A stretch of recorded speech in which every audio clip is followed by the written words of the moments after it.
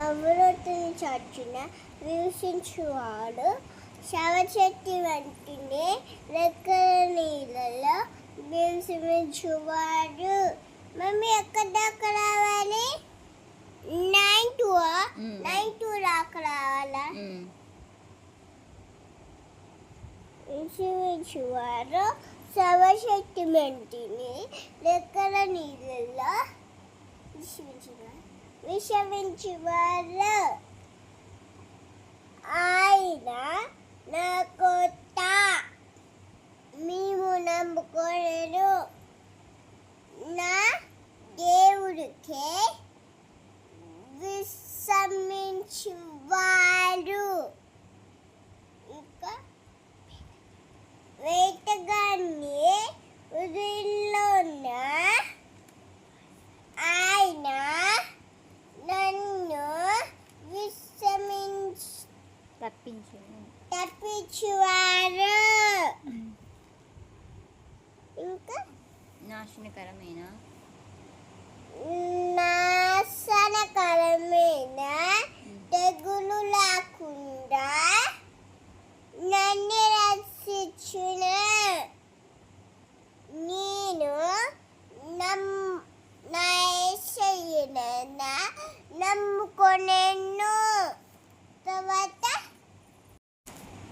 ఆయన లెక్కలతో నిన్ను కప్పును.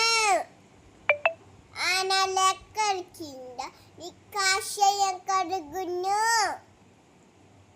ఆయన సత్యము ఆయన కేరము దారుణే ఉన్నది.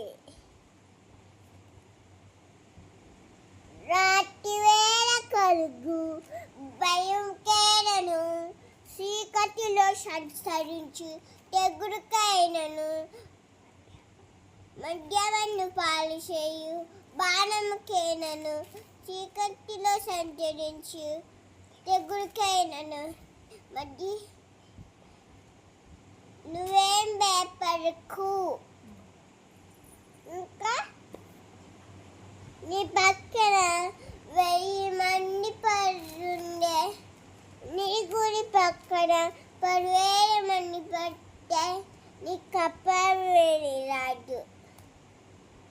ఇంకా ఏ తెగులు నీ గుడానమును క్షయమెప్పించుదు. నిన్ను కూర్చి దాన్ని దూతాలు ఆజ్ఞాపించును.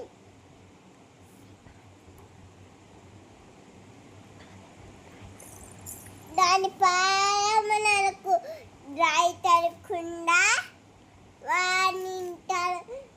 వానింతల ఎత్తి పట్టుకుందుడు. నిన్ను సింహమును రాగుపామును త్రక్కెదవు. కొరల సింహమును భుజంగమును అనగా త్రక్కెదవు. ఆయన నన్ను ప్రేమించు కనుక ఆయన నన్ను గొప్పించినను.